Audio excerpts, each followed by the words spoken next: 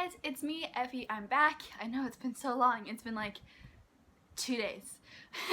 So today I'm gonna do my top favorite books of all time at the moment, and I'm so excited to do this because I thought, like, what better way to kind of put myself out there than to just share some of my favorite books. So the first book I have on my list is Wuthering Heights by Emily Bronte, and I would give it like a more detailed synopsis of this book, but I haven't read it in a while for one thing. Like, I remember what it's about, but I don't remember a lot of details, which is a problem. And also I feel like there's not a way to describe it very well without spoiling it, because the second half of the story takes place because of like a big event that happened in like the middle of the book. So I don't want to spoil anything, but it's a classic book and it's just so beautiful. The first 40 pages or so are I just think they're so unnecessary. When the handmaid or like the old lady starts telling the story, that's when it really gets good. I remember it took me like a really long time to get through those first 40 pages or so. And this Winter Girls by Laurie Halse Anderson. I love this book so much. I think it's beautifully put together. So this girl named Leah, she has been suffering with anorexia, and one of her friends, Cassie, who also suffers from an eating disorder, has died, partly from complications with her eating disorder and partly from overdosing. And we follow her to kind of realize that she doesn't need to starve herself to make herself feel better. She is haunted by the ghost of her best friend. She has to like defeat the ghost, and it's really interesting and I love it so much. The next book is another contemporary novel, and this is one the teacher recommended to me and I loved it. So I read it all in one sitting, which probably wasn't the best idea because I had to go to the bathroom and cry about it, but it was so great, and that is Hate List by Jennifer Brown.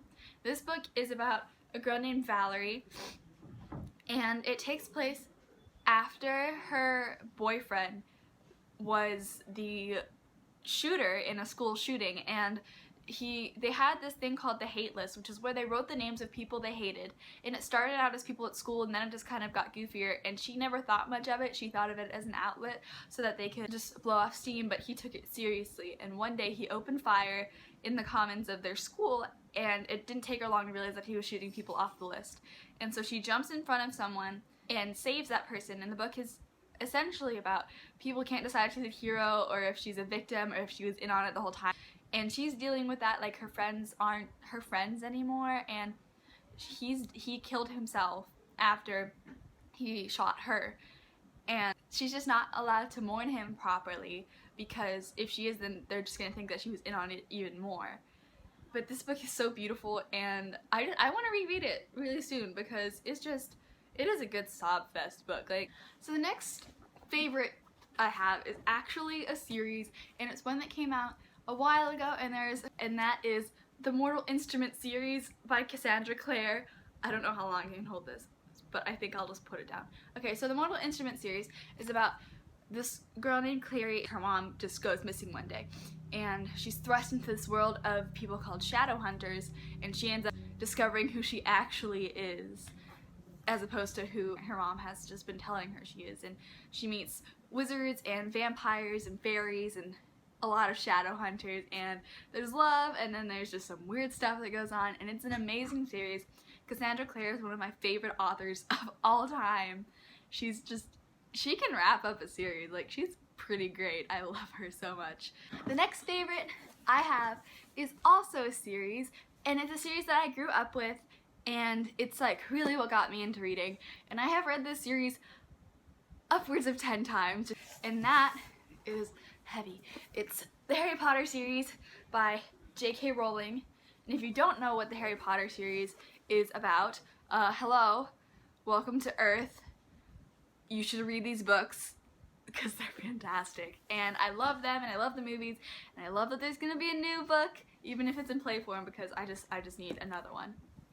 But just to give a short synopsis, Harry Potter series is about this boy named Harry who learns that he's a wizard, and just kind of essentially he's just thrust into this world of like magic, and he's really famous, and there's this like supervillain who wants to kill him, and he's just dealing with it all like the entire book series, and it's amazing. And I'm gonna the last series I have, but it is One of my favorite series. I haven't yet read the last book that's out, but I need to order it because I don't ever order these books unless I'm ordering them online. I need to buy the bigger books because I hate mass market paperbacks, but that's how they came, and I want them to all match. And this series is A Song of Ice and Fire by George R.R. Martin.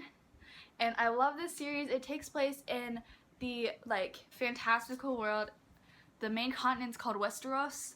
It's very raunchy and gory, so I mean, if you're sensitive to any of that, then just might want to stay away from it, or just tread carefully. There's a lot of death. Like, your favorite character is probably gonna die.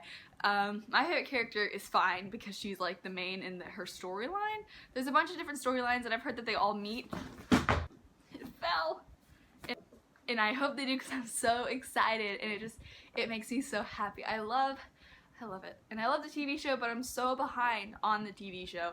Cause each one's an hour and a half, and I just you have to sit down and pay attention to it, and that's not always something I'm willing to do.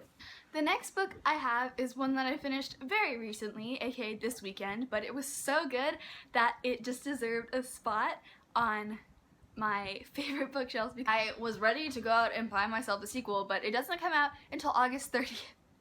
And this book is An Ember in the Ashes by Sabaa Tahir. And this book is sort of based on ancient Roman society, and it follows Leia, something like that, and Elias. And Elias is a soldier, and Leia is a slave, sort of. She's posing as a slave, but she's a slave. She feels the repercussions of being a slave. And both of them just want to get out of the situation they're in, but they both have reasons to stay. Leia is a scholar who is an enslaved race, and Elias is a soldier for the Empire, and he hates the Empire. And it's just so good. It was so good, and there's just so many moments where you're just sitting up and you're just like, what's gonna happen? He wants to escape, but it ends up that he can't because he's chosen to be an aspirant for the trials of the Emperor.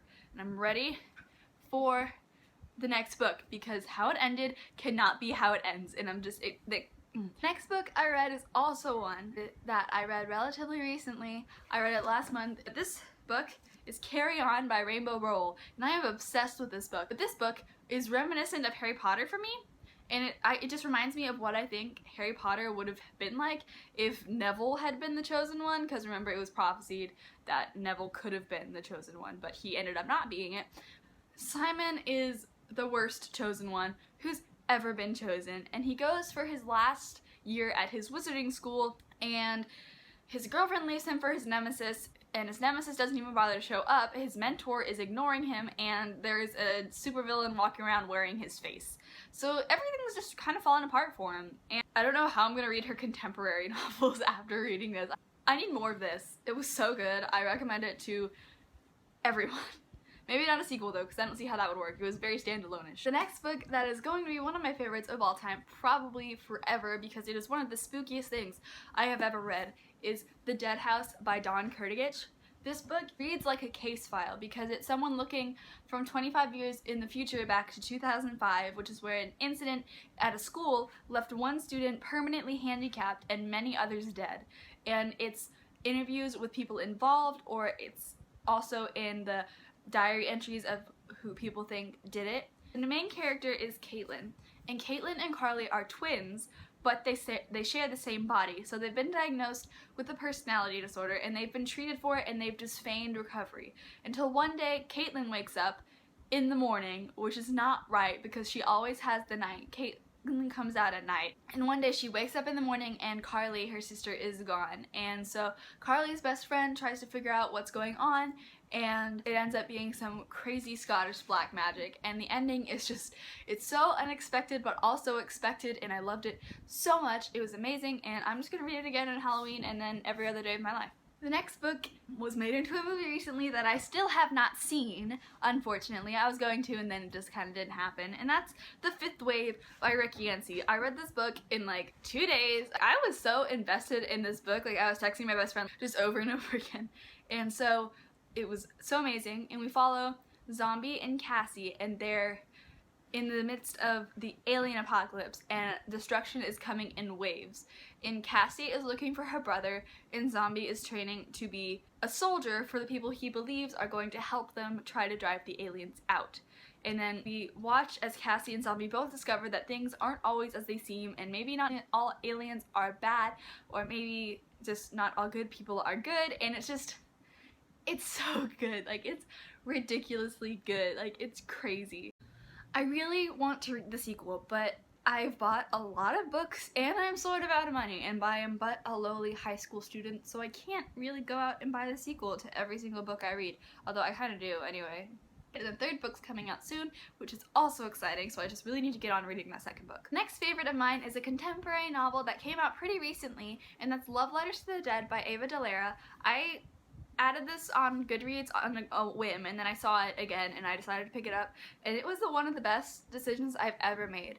We follow Laurel, who gets an English assignment to write a letter to a dead person, and she ends up really enjoying this, and it helps her connect to her sister May, who has died. We don't immediately figure out how May died, but we do know that she's gone, and it's really messing with Laurel, and Laurel has moved to a new school district and making all new friends, and while she's doing this, she begins to find herself impersonating her sister and just kind of trying to be more and more like her late sister, because she just wants to keep May with her.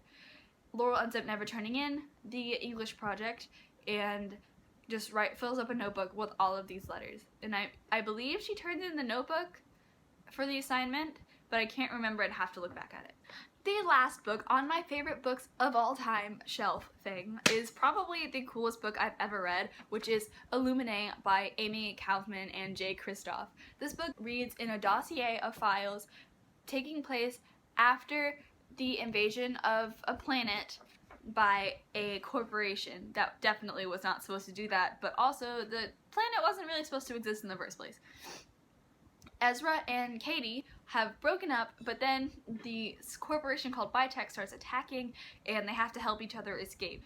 They end up recovering lost feelings, and there's corrupt government officials and a crazy haywire artificial intelligence system named Aiden, who completely takes over and is also like a corrupt government official.